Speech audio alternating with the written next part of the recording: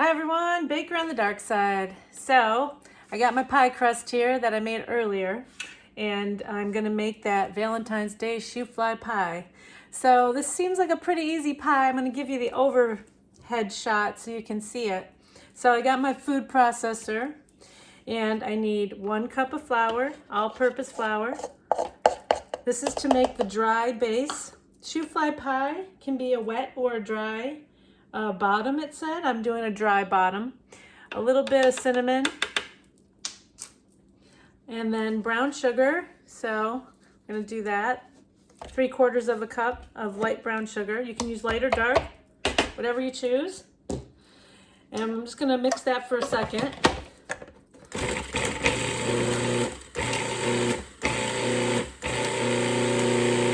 Get that really good. All right, see that?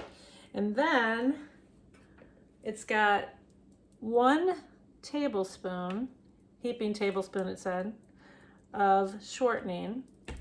So I'm gonna just kind of lightly get little pieces in there around the sides. It didn't say it had to be cold. I did put it in the fridge for like 5 minutes just to get it a little cold, but didn't say it had to be. And so I'll make sure I get all of it because this isn't a lot of shortening, surprisingly. Okay, so we're gonna cut that shortening in.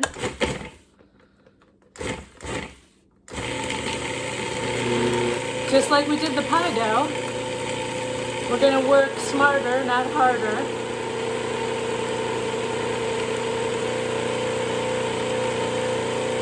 And I want to make sure that that gets really incorporated.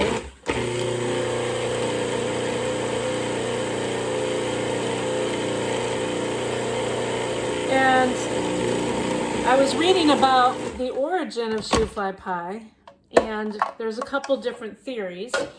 One is that the women used to say, the farmers' wives in the Pennsylvania Dutch country used to say that when they put this pie on the windowsill that it would bring the flies. So I'm not sure how that's shoofly pie.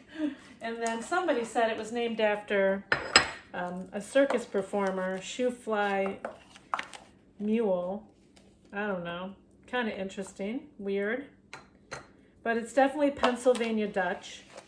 Now, according to this recipe, I'm supposed to put 2/3 of a cup aside for the topping.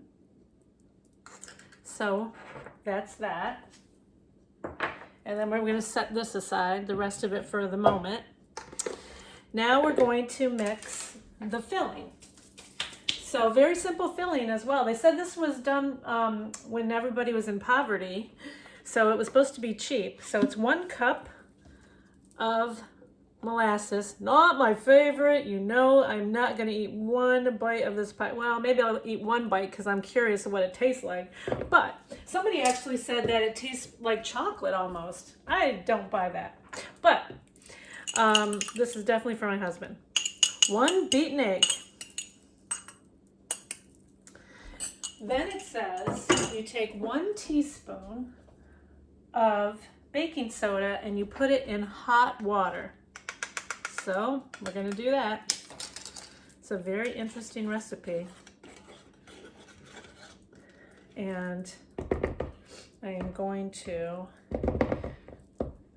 just get rid of this for the moment, for a second, so I can whisk it. I'm going to whisk this egg in this molasses together. I used a mild molasses, not like a really heavy duty blackstrap type molasses. It's very fragrant. I just don't like molasses. Ugh, I don't know. Some people do. More power to you. All right, so now that this baking soda has been put in there like that, you slowly add it to this to thin it out. It's almost like a really weird, I want to say almost like a pecan pie base with molasses and less eggs and no butter. I mean, honestly, what's really interesting about this, it does have a lot of sugar, but it doesn't have a lot of fat aside from the pie crust and that 1 tablespoon. It did say that they used to actually make this without any egg so that the soldiers could eat it as a snack in their pocket. I don't know. Very interesting. But you saw that baking soda lightened it up, made it a different consistency altogether. Okay, so these crumbs are supposed to go into the bottom. This is the dry bottom. Goes into the bottom. So if you have somebody like me who loves gingerbread and molasses, this would be very easy to make. All right, so that goes in the bottom, and this gets poured over the top. It just says pour it over the top as best you can. Did say a 9-inch. I think that's what I got here. You don't have to pre-bake. It just said do this very delicately. And I will move it a little closer. I want you to see what I'm doing here.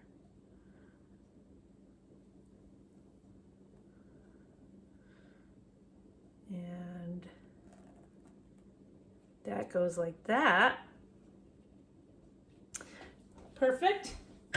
And then you take your 2/3 crumb that you put aside and you put it on top, all over the top.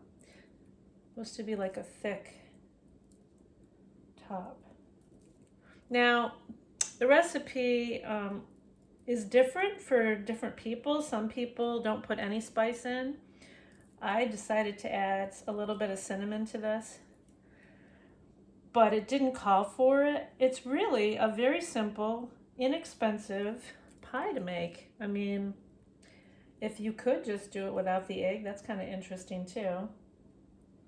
So you bake this for 10 minutes at 400 degrees, and then you lower it back down to 350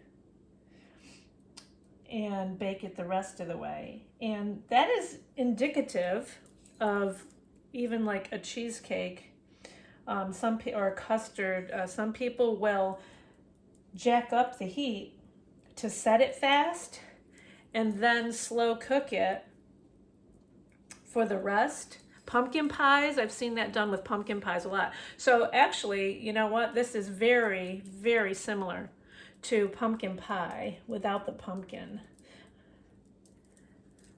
And that's the shoofly pie. So I will show you what it looks like when we get done.